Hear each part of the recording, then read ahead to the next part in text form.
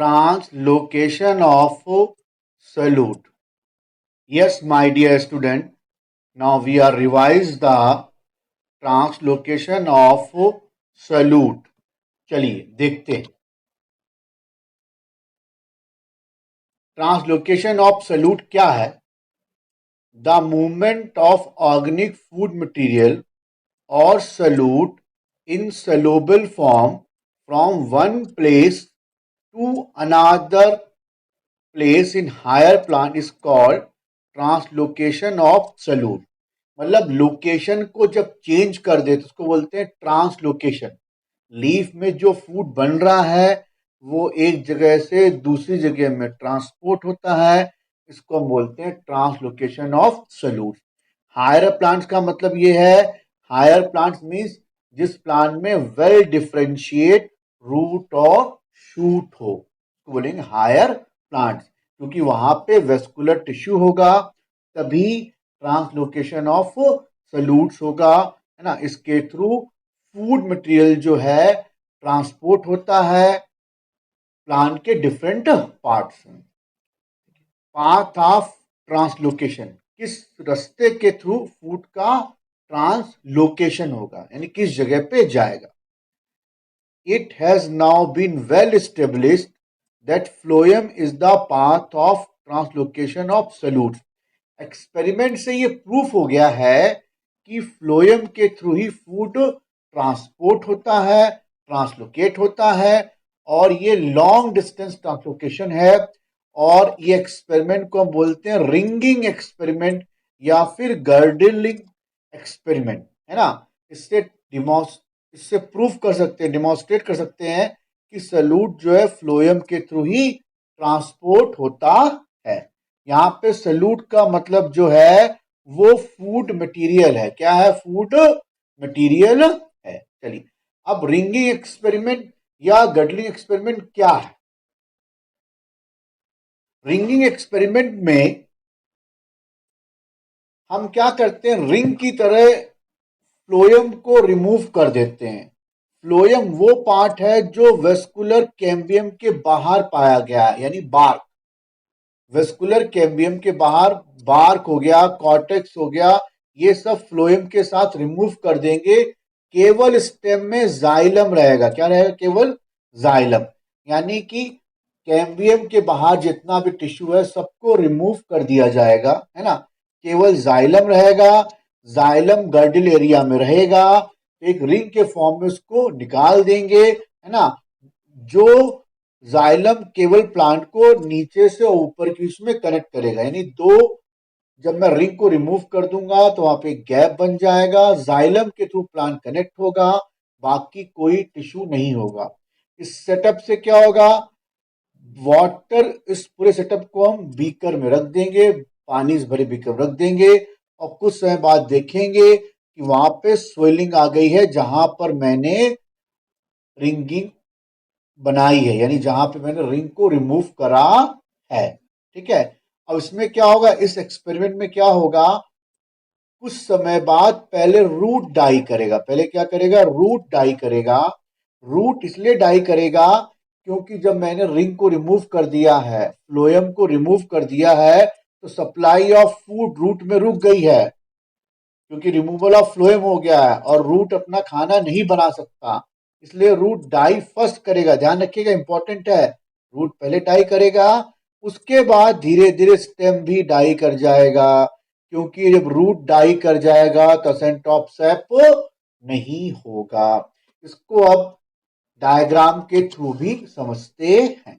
देखिए इस डायग्राम में देखिएगा, रिंगिंग एक्सपेरिमेंट, है ना.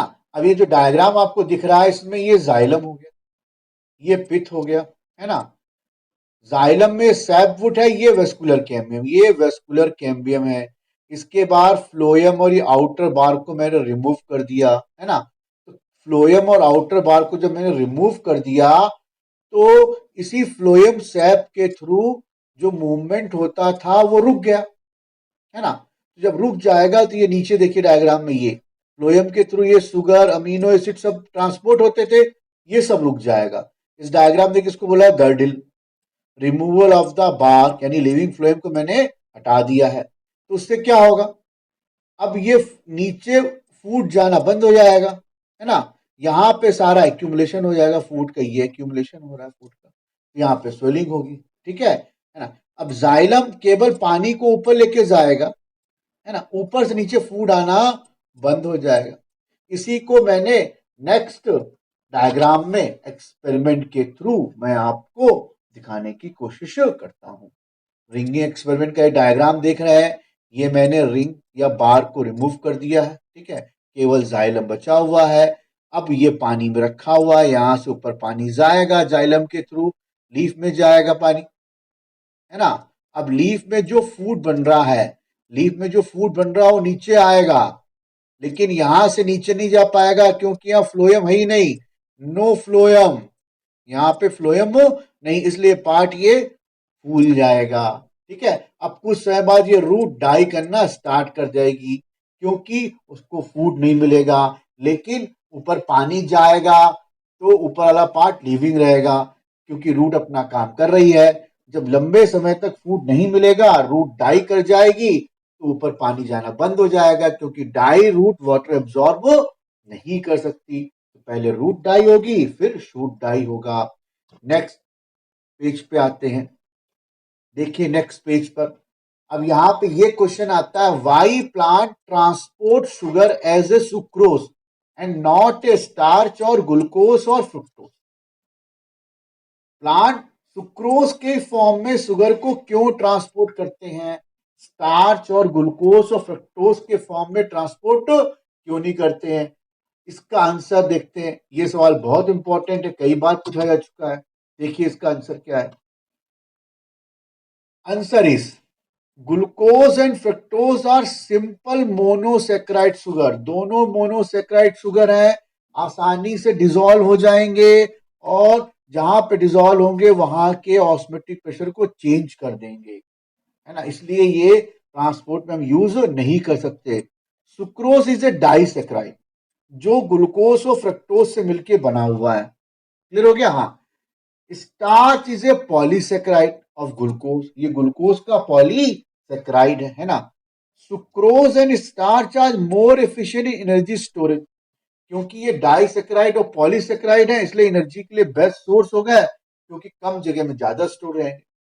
जब हम इनको ग्लूकोज और फ्रक्टोज से कंपेयर करते हैं तो स्टार्च जो है इनसोल्युबल इन वाटर, पानी में डिजोल्व नहीं होगा, इसलिए ये ट्रांसपोर्ट में यूज नहीं हो सकता क्योंकि हम ट्रांसलोकेशन के लिए हमें वाटर चाहिए, बिना उसके फ्लो नहीं करा सकते। इसलिए अपने पास नेक्स्ट चॉइस क्या बची है, सुक्रोज बची हुई है। इस चॉइस में देखेंगे, being water soluble, energy efficient, sucrose is a chosen as a carrier of energy, sucrose को हम एनर्जी के कैरियर की तरह यूज करेंगे, ठीक है।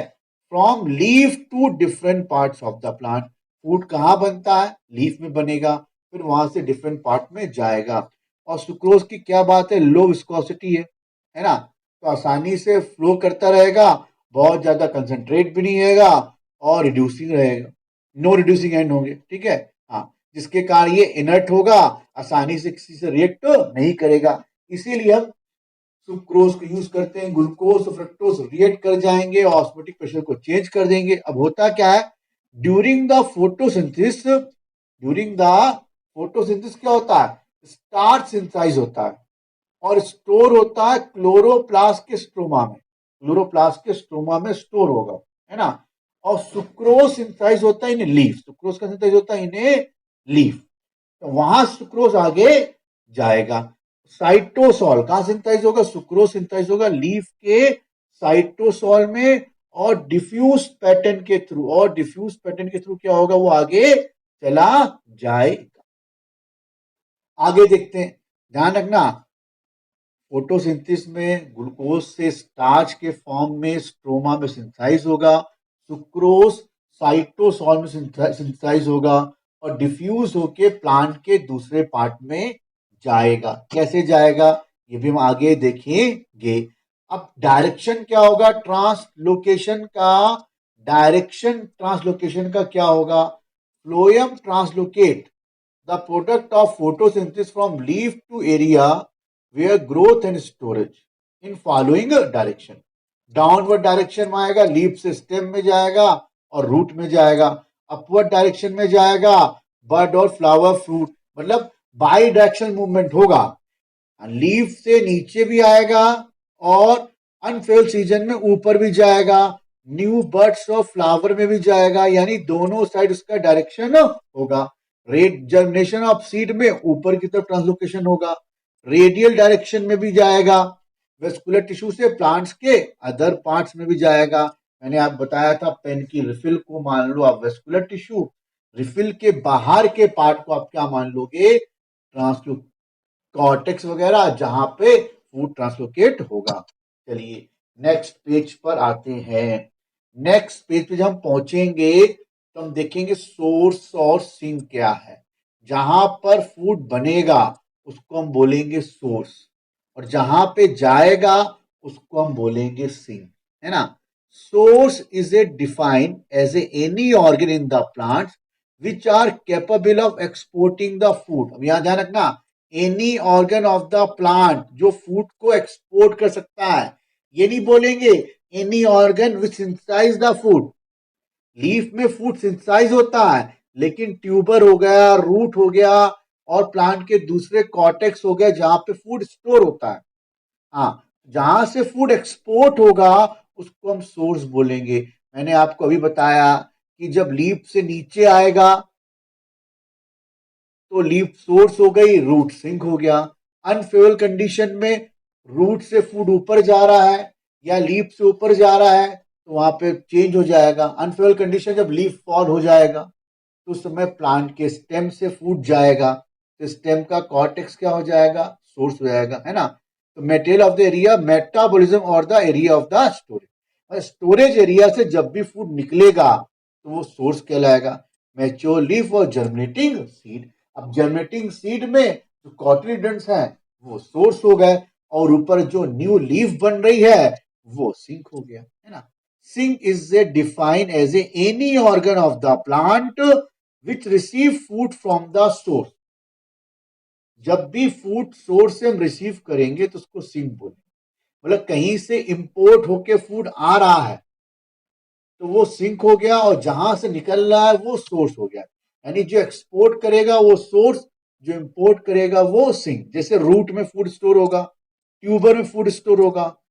फेवरेबल कंडीशन में ट्यूबर में फूड स्टोर होगा, है ना, फ्रूट में फूड स्टोर होगा, इमेच्योर लीफ में फूड स्टोर होगा, और अनफेवरेबल कंडीशन में यही सिंक वाले काम सोर्स में कन्वर्ट हो जाएंगे। तो सोर्स और सिंक रिवर्सिबल हो सकते हैं फेवरेबल और अनफेवरेबल कंडीशन में, इसलिए इसको हम बाई डायरेक्शनल मूवमेंट भी कहते हैं। Translocation of salute is a by directional movement भी है।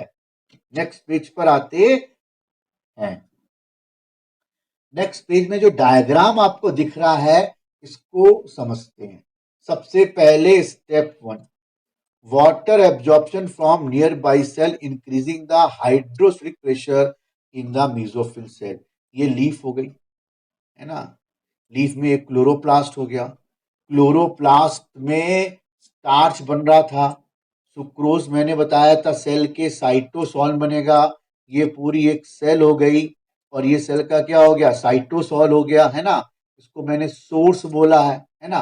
अब यहाँ पे सुक्रोज बना, लीफ ने एडजॉइनिंग सेल से पानी लिया, यहाँ प्रेशर बढ़ गया। अब इस प्रेशर के थ्रू सुक्रोज बह के कहाँ जाएगा, कंपेनियन सेल में जाएगा। कंपेनियन सेल में फूड सुक्रोज के फॉर्म में पहुंचेगा, वहां से वो फ्लोएम में जाएगा। तो जब वो फ्लोएम में जाएगा तो उसको बोलेंगे लोडिंग। क्या बोलेंगे, transfer of organic food from mesophyll cell to sieve tube, है ना। इसमें एटीपी खर्च होगा, ये एक्टिव ट्रांसपोर्ट है। ये क्या है, एक्टिव ट्रांसपोर्ट। लीफ से कंपेनियन सेल में गया, कंपेनियन सेल से कहा गया, फ्लोएम में फूड गया। तो फ्लोएम में फूड जाना यानी सीव ट्यूब में फूड का जाना लोडिंग कहलाएगा, और इसमें एटीपी खर्च होंगे। क्लियर हो गया। अब ये पहला स्टेप हो गया, ये दूसरा स्टेप हो गया। ये तीसरा स्टेप है। हम तीसरे स्टेप पे पहुंचते हैं। वहां बोला water entry from xylem to sieve elements by osmosis. ऐसा क्यों हो रहा है? क्योंकि जब जाइलम और फ्लोएम आप देखते हैं स्टेम में साथ साथ होते हैं, बीच में कैम्बियम होती है, यहाँ जाइलम होता है, यहाँ फ्लोएम होता है। आपने पढ़ा होगा कोलेट्रल पाए जाते हैं। तो जैसे ही फ्लोएम में सुक्रोज आया, इसका ऑस्मेटिक प्रेशर बढ़ गया, तो यहां का पानी ऑस्मोसिस के थ्रू यहां पे आएगा। ऑस्मोसिस में क्या होता है? वाटर लो कंसंट्रेट सोल्यूशन से हाई कंसंट्रेट सोल्यूशन तक जाता है। तब यहां पे प्रेशर बढ़ गया, इसलिए इसको बोलते हैं प्रेशर फ्लो हाइपोथेसिस। यहां प्रेशर ज्यादा है सोर्स पर, तो नीचे कम होगा, यहां प्रेशर डिफरेंस आएगा। तो स्टेप 4 क्या बोलता है? Hydrostatic pressure difference drive solute movement from sieve tube to sink. यहां पे प्रेशर ज्यादा है, अब यहां से कहां जाएगा? नीचे जाएगा जहां प्रेशर कम है। बड़ी स्पष्ट और ऑब्वियस सी बात है। यहां उसको मैंने क्या बोला? सिंक बोला। तो प्रेशर के थ्रू, इसे बोलते हैं प्रेशर फ्लो हाइपोथेसिस और मास फ्लो हाइपोथेसिस। क्योंकि जब प्रेशर से पानी आएगा तो सब कुछ बहता जाएगा, उसमें केवल सल्यूट नहीं, everything inside the sieve tube सब फ्लो करके नीचे आएगा। किधर? सिंक की तरफ। स्टेप 6 से बोला water move back to the xylem vessels. देखो इधर, पहले स्टेप 5 पे आते हैं। जब सिंक में यहां पर दिस पॉइंट पे फूड इकट्ठा हो गया, फिर यहां से फूड इधर आएगा, सीव ट्यूब से कंपेनियन सेल में आएगा। कंपेनियन सेल में आने को हम बोलेंगे unloading. Unloading is active transport, है ना। उसके बाद वो कहां पहुंच जाएगा? सिंक में, यानी कॉर्टेक्स सेल में। Transfer of organic food from sieve tube to sink. Sieve tube से कंपेनियन सेल, कंपेनियन सेल से ये कॉर्टेक्स में आ गया, है ना। तो यहां पे जब आएगा तो इसको मैंने क्या बोला? एक्टिव ट्रांसपोर्ट, यानी अनलोडिंग और लोडिंग दोनों एक्टिव ट्रांसपोर्ट है ना। जैसे ट्रक में सामान भरते हैं तो लोडिंग, और निकालते हैं अनलोडिंग। यहाँ ट्रक का काम कौन कर रहा है? सीव ट्यूब, ठीक है। फिर वो कॉर्टेक्स में स्टोर हुआ। केवल क्या स्टोर हुआ? फूड मटेरियल स्टोर हुआ। पानी को मैंने बाहर नहीं निकाला है, यहाँ पे पानी और फूड दोनों था। फूड इधर चला गया, अब बचा पानी, तो पानी का प्रेशर यहाँ बढ़ जाएगा, तो पानी डिफ्यूज होके वापस कहाँ आ जाएगा? जाइलम में हो जाएगा, जो स्टेप 6 में एक्सप्लेन हमको हो रहा है। फिर ये पानी ट्रांसप्रेशन पुल के थ्रू ऊपर चला जाएगा, फिर ऊपर से फिर इधर आ जाएगा, इधर। और ये मूवमेंट ऐसे कंटिन्यूअस होता रहेगा। ये हो गया सोर्स, है ना, और ये हो गया सिंक। लेकिन अनफेवरेबल कंडीशन में जब लीफ फॉल हो जाएगा तो यही सिंक जो है ये सोर्स बन जाएगा। क्लियर हो गया? नेक्स्ट पेज पर आते हैं। नेक्स्ट पेज क्या बोल रहा है? मास फ्लो हाइपोथेसिस को बता रहा है ना। इसको मुंच ने एक्सप्लेन करा था। मास फ्लो थ्योरी को मुंच ने बताया था। इट इज ए मुंच, नॉट मंच। मुंच नेम है ना। इन्होंने मास फ्लो को बताया था, सबसे पहले एक्सपेरिमेंटल प्रूफ करा था। इनके इस डायग्राम में अगर आप देखेंगे, ये ए है और ये बी है। इसको मैंने मान लिया लीफ। यहाँ पे कंसंट्रेट शुगर सोल्यूशन है, ये वाटर है, तो वाटर अंदर जाएगा ऑस्मोसिस के थ्रू। वाटर जब अंदर जाएगा ऑस्मोसिस के थ्रू तो अंदर प्रेशर बढ़ेगा। प्रेशर बढ़ेगा तो अपने आप मूवमेंट चालू होगा, है ना। तो ये जो ट्यूब है इसको आप मान लो फ्लोएम। क्या मान लो इसको आप? फ्लोएम। ये ट्यूब क्या हो गई? फ्लोएम हो गई। तो फ्लोएम के थ्रू फूड इधर आया, ऐसे यूं। इसको मैंने मान लिया है रूट। क्या मान लिया इसको मैंने? रूट, है ना। सॉरी, इसको मैंने मान लिया है ये ब्लू पार्ट को क्या मान लिया मैंने? रूट, है ना। यहां से सारा मैंने, सॉरी, सारा फूड निकाल के मैंने रूट को दे दिया। सारा फूड निकाल के दे दिया मैंने, रूट को दे दिया।